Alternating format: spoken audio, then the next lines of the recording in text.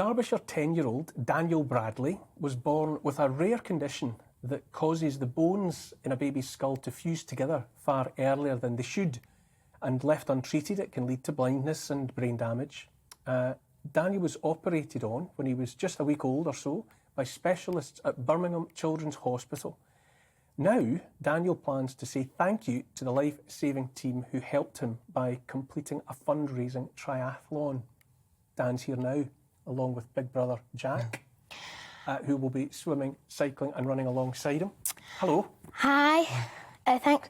First, I'd just like to say thanks for having me on. Oh, what an honour to have you. I also just want to say that I'm doing a 3-mile run, a 500-metre swim and a 6-mile bike ride.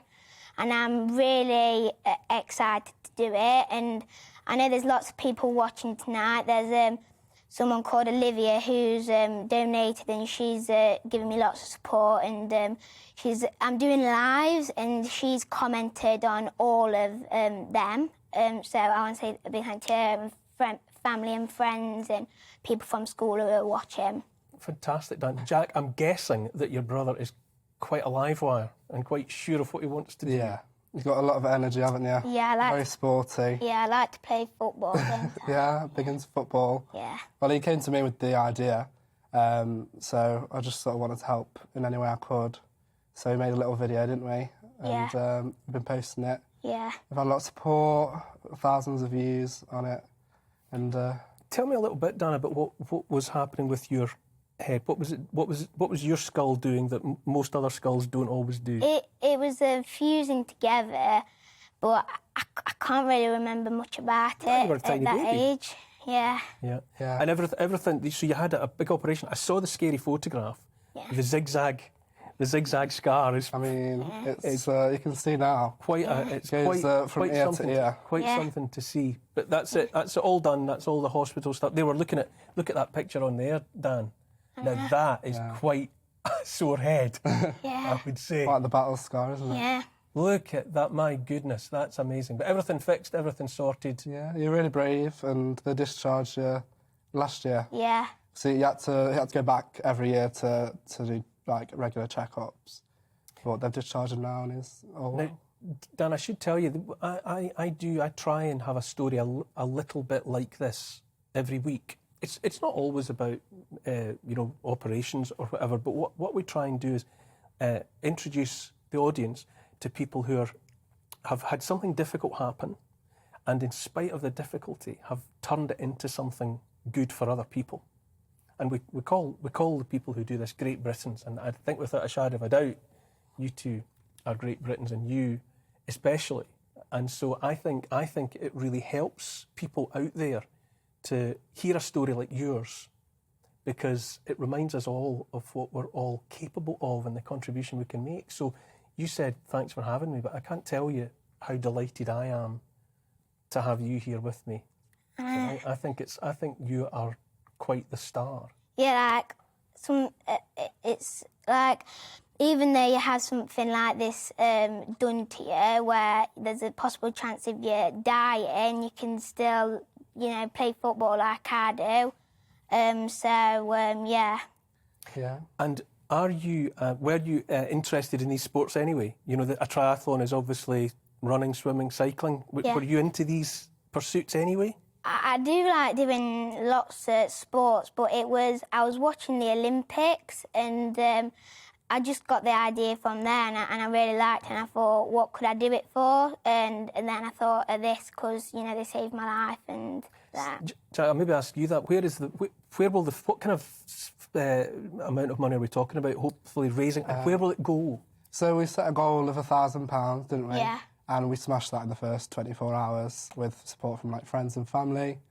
And since we've reached just over £3,000. Yeah. Wow. So we tripled our goal. So that'll go to the hospital to put towards, medical equipment, things like that. And I think quite a bit of it has come from a TikToker who used to go to school with you. She helped us she posted a TikTok that's had over 80,000 views, I think, hasn't it now? Yeah.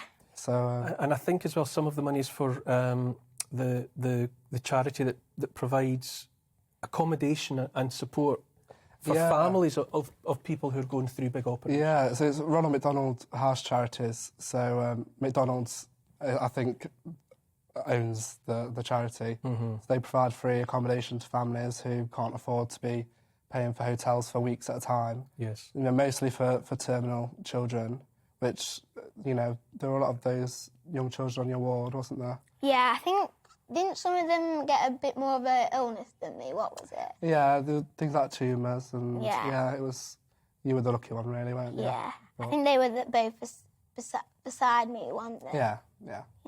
So we're really lucky to have been looked after by all these amazing people. Yeah. And hopefully we can raise some money to give back to them. If people watching would like to boost the fund, is there an easy way for people to get in touch with you or to contribute? Yeah, so we've got a GoFundMe page, haven't we? It's called Daniel's Triathlon for Craniosynostosis, which... Well done, I was avoiding that word. I was worried about that one. You know, it's all over Facebook and things like that. So just share and donate if they can. Anything to do, really. Now that you've got yourself into the world of triathlon and these kind of... Do you any further... You know, once obviously you've still got to do this one. When's the date of the event? 24th of April. And is it all in one day? Yeah. I mean, because we're doing the swimming and the running in two different places. I mean, the running and the biking are the same place, but the swimming is in a different place. And do you think? Do you feel now that it's going to be something that you'll continue to do? Are you now going to become a triathlete, or are you going to be a fundraiser going on from this? Yeah, I think we'll definitely do another one because I've enjoyed training and that, and it's been fun. So I think I'll definitely do another one. I think he's got his head set on football. If you look at the monitor there, Dan, you can see. Yeah, there you go. There's the whole set going: running, cycling, swimming. Yeah, I've been working really hard, haven't you? Yeah. Pretty much every day. What's your favourite of the three? What would you rather do? I don't know. I like it all really. Probably the swimming. Probably because you know it keeps you fit, and I really like being in the water. So.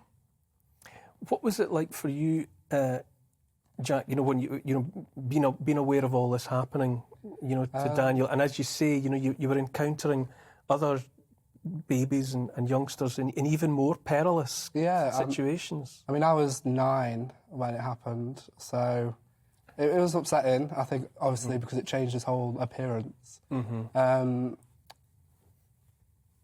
It was hard, but I think we're just really lucky that it was all fixable, and like I said, the support and care from the hospital was great. I mean, they even said, you know, as he gets older, because how it worked is they broke his skull into pieces.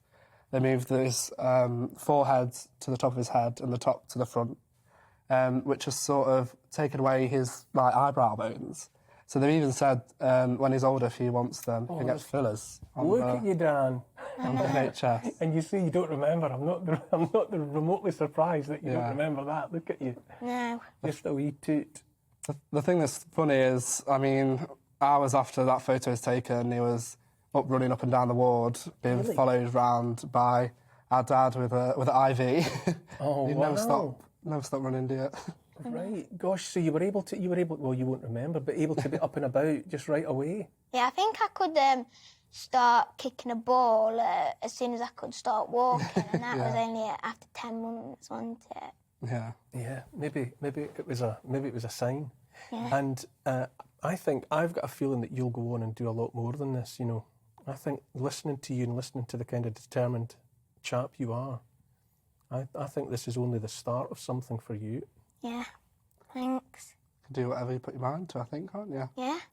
Yeah. You want to play for Derby County, don't you? Yeah. They put my video on. They did. They showed it at the stadium during a match. Ah, so you're a football fan and that's your team, is it? Yeah. You go every Saturday? We go sometimes. Well, you normally have your own matches on a Saturday, don't you? Yeah. You're not that big into football, are you? Not really, no. But I do come and see you sometimes. Yeah. Yeah. Yeah. Well, look, I say honestly, I can't get enough of meeting people like you, and you, Jack. I think it's inspirational because we live in. There's a lot going on in the world. I'm sure you've noticed Yeah. in the news, Yeah. and a lot of it makes people feel a bit down in the dumps. And then guys like you come on and you tell a story like yours, and it makes everybody see the world in a slightly different way, in a slightly more optimistic way. So as I say, we call folk like you Great Britons. So I'm going to shake your hand because I'm delighted that you've come along, and I wish you all the very best with your Thank you. Thanks. with your endeavour next month, and I'm sure it will be a complete success. Yeah. Thank you very much. Thank you. Thanks for having us on and talking to us. It's absolutely our honour.